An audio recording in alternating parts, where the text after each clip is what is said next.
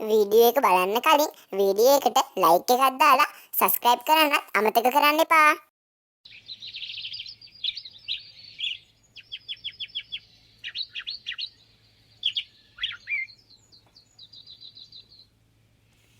ඔන්න ඉතින් එකොමත් එක ගමක දුප්පත් අහිංසක වෙලෙන්දෙක් හිටියා. ඒ වෙලෙන්දගේ නම තමා ධනපාල.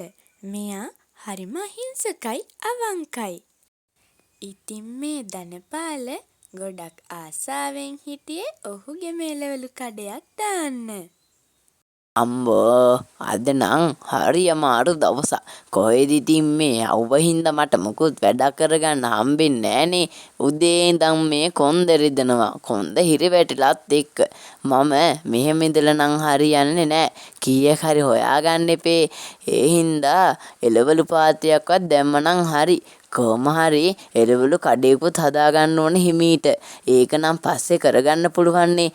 ඊට කලින් කොහොම හරි එළවලු පාතියක් දාගත්ත නම් හරි. දැම්ම යන්න ඕන එළවලු පාතියක් දාගන්න අවුව නැති වෙලාවේ. ඔන්න මේ ධනපාල හිතපු කියපු විදිහටම ඔහුගේ එළවලු පාත්තිය දාන්න තමා මේ සූදානම් වෙන්නේ. ඉතින් මේ ධනපාල හොඳ එළවලු හදන්න හොඳ තැනක් බලන්න තමා මේ යන්නේ.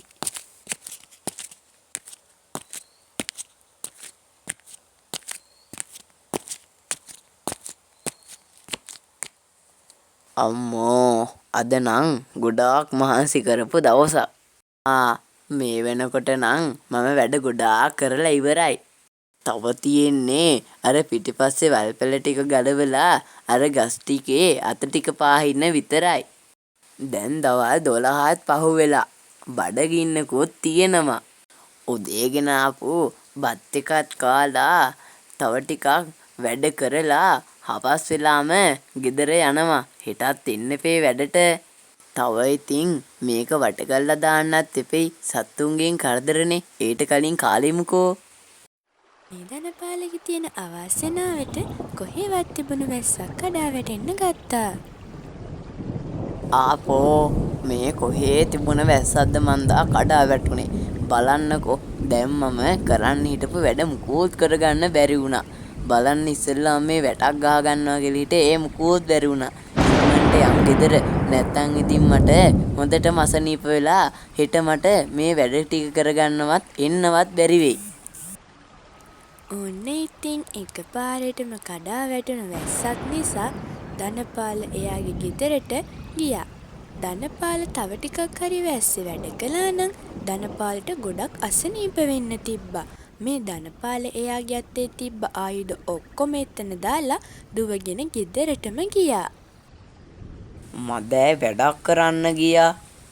අද නම් මේ වැස්ස ගොඩාක් දරුණු වැස්සක්. අකුණු ගහනවා විදුලි කොටනවා. අනේ මන්දා මොනා කරන්නද මේ බත් ටික කාලා දැන් නිදාගමුකෝ. එතකොට හෙට උදේම නැගිටලා මට වැඩ ටික කරගන්න පුළුවන්නේ. එළියේ තාම පොද. ඉක්මනට නිදාගමුකෝ. ඔන්න ඉතින් අදත් අලුත් දවසක්. මේ අපි දකින්නේ සති 4කට විතර පස්සේ. මේ ධනපාල සති 3-4ක් මහන්සි වෙලා කොහොම හරි එළවලු පාත්තියක් හදලා තියෙනවා. ඉතින් දැන් මේ බලන්නේ සති 3-4ක් මහන්සි වෙලා හදපු ධනපාලගේ එළවලු පාත්තිය. මට නම් දැන් හරිම සතුටුයි. මගේ වගාවේ පැල ටික ඉක්මනට ලොකු වෙලා. ඒවා දකිද්දින් මේවට වුණ මහන්සිය මට දැනෙන්නවත් නෑ. මේ තක්කාලි වලට මම පොහොරක් දාලා ඉවරයිනේ. ඊයේ පෙරේදා වැස්ස නිසා අද නම් වතුර දාන්න ඕනෙත් නැති වෙයි වගේ. මේවා ඉතින් ගමේ ගොඩේ හදන එළවලුනේ. මේ එළවලු වල ඉතින් රසයි ගුණයි දෙකම තියෙනවනේ. දැන් ඉතින් අස්වැන්නත් හොඳට තියෙන එකේ එළවලු කඩයක් දාගත්තා නම් මම ගොඩ. පිහින් තැනක් බලමුකෝ. ධනපාල දැන් මේ යන්නේ එයාගේ හිතේ තිබ්බ එළවලු කඩේ දාන්න තමයි. මේ එළවලු කඩේ දානවා කියන එක නම් එයා හිතුව තරම් ලේසි දෙයක් නෙමෙයි. අයියෝ හැම තැනම හොයලා බැලුවත් කිසිම තැනක් හම්බුන්නේ මගේ එළවලු කඩේ දාගන්න. මම හිතන විදිහට මගේ ගේ ඉස්සරහම කඩේ දැම්මනම් හොඳයි. මටත් ලේසියිනේ. අනික මේ ගමේ තියෙන ගෙවල් අහල පහල ගෙවල් උනත් මගේ ගාවට එන්නේ එළවලු ගන්න. අනික මේ වැත්තේ එක එළවලු කඩයක්වත් නැහනේ. ඒ නිසා මෙතන එළවලු කඩේ දාමු. මේ ධනපාල සති ගාණක් මහන්සි වෙලා කොහොම හරි එළවලු කඩයක් දාගත්තා. ඉතින් මේ කඩේ ගොඩක් සරුයි. මේ ඉතින් ධනපාලගේ මහන්සියේ ප්‍රතිඵල තමයි. කොහොම හරි මාස ගාණක් මම හිතපු දේ අද තමා හැබෑ කරගත්තේ. දැන් ඉතින් මටම කියලා එළවලු කොටුවක් තියෙනවා. මටම කියලා එළවලු කොටුවෙන් කඩලා දාන්න එළවලු කඩේකුත් තියෙනවා. දැන් ඉතින් මට ගොඩාක් ලාභෙට මේ බඩු ටික විකුණන්න පුළුවන්. ඉතින් මම මිනිසුන්ට අහිතකර දේවල් විකුණන්නේ නෑනේ. මේ පැත්තේ ඉතින් වෙන එළවලු කඩක් නෑනේ. ඒ හින්දා ඔක්කොම වෙළදාන් ටික මට තමා එන්නේ එළවලු ගන්න එහෙම. අනේ ධනපාල අයියේ, ඔයා දැන් එළවලු කඩයක් දාලා සරු වෙලා නේද? ඔයාගේ එළවලු කඩේ ගැන තමා දැන් හැමෝම කතා වෙන්නේ අයියේ. මේ පැත්තේ ඉතින් එළවලු කඩයක්වත් නැති නිසා ධනපාල අයියාගේ කඩේට තමයි ගමේ හැමෝම එන්නේ එළවලු ගන්න. මාත් ඉතින් දන්න අයට කියන්නම්කෝ ධනපාල අයියාගේ එළවලු කඩේ ගැන. කොහොමත් ඉතින් ධනපාල අයියාගේ එළවලු හරි හොඳයිනේ, ගුණයි. ඒ නිසා ඉතින් මිනිස්සු අනිවාර්යෙන් එයි අයියේ. ආනංගි, අනේ ඔයාට ගොඩාක් ස්තුතියි මට මේ කරන උදව්වට. ඔයා දන්න හැමෝටමත් කියන්නකෝ මගේ එළවලු කඩේ ගැන. තියෙන තැනත් කියන්න. කට්ටිය දන්නේ නැහනේ තියෙන තැන. අනිවාර්යෙන් නංගි ඔයා කියන්න වස්විස දාන්නේ නැති එළවලු ගන්න තියෙන එකම තැනයි කියලා. ඒ මගේ කඩේ විතරනේ ඉතින්. කොහොමත් ඉතින් නංගි මේ පැත්තේ එළවලු කඩ නෑනේ ආය. මගේ එළවලු කඩේ විතරයි තියෙන්නේ. කොහොමත් ඉතින් ගමේ අය මගේ එළවලු කඩේ ගාවට එයි අනිවාර්යෙන්ම.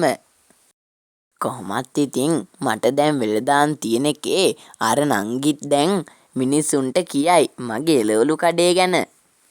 කොහොමත් ඉතින් මම මේ මගේ එළවලු ටික විකුණන්නේ මිනිස්සුන්ට සාධාරණ මිලකටනේ. ඒ නිසා ඉතින් මිනිස්සු නගරෙට යන්නේ නෑනේ. ඉතින් මේ පැත්තේ එළවලු කඩ තිබ්බේ නෑ. මගේ එළවලු කඩේනේ මේ පළවෙනි එළවලු කඩේ. ඒ හින්දා කොහොමත් මිනිස්සු නගරෙට යන්නේ නැති වෙයි. දැන් ඉතින් මේ එළවලු ටිකට වතුර ටිකක් දාන්න ඕන. එළවලු මැලවිලා ගිහිල්ලා මේ අවුවට. අනේ මුදලාලි, මමයි මල්නී විතරයි ගෙදර ඉන්නේ. අපේ අම්මයි තාත්තයි දෙන්නම නෑ මුදලාලි. මට එළවලු ටිකක් දෙන්න පුළුවන්ද? මම ඔයාට සල්ලි දෙන්නම් මුදලාලි. අනේ මුදලාලි, එළවලු දෙක තුනක් දෙන්නේ ඇති. මුදලාලිට මම පස්සේ අනිවාර්යයෙන්ම සල්ලි ගෙනත් දෙන්න. ඕන්නම් ඔයා එන්නකො මම බොරු කියනවද කියලා පෙන්නන්න. මම දැන් එළවලු කඩ දෙක තුනකටම ගියා මුදලාලි නගරේ. ඒ ඔක්කොම මට ගහලා පැන්නුවා. අනේ මුදලාලිටවත් පුළුවන් ද එළවලු දෙක තුනක් දෙන්න? මොනවා? මේ පුතාගේ අම්මයි තාත්තයි දෙන්නම නැද්ද? දැන් මම පුතාට සතියකට වගේ හරියන්න එළවලු ටිකක් දෙන්නම්. ඔයා මම හිටියේ නැතත් අනිවාර්යෙන් මේ කඩේටම එන්න එළවලු ගන්න. දැන් මගේ එළවලු කොටුවේ එළවලුත් තියෙනවා හොඳට. මේ මං මෙතෙන්ට අරන් ඇවිත් තියෙන එළවලු ටිකයි පුතේ.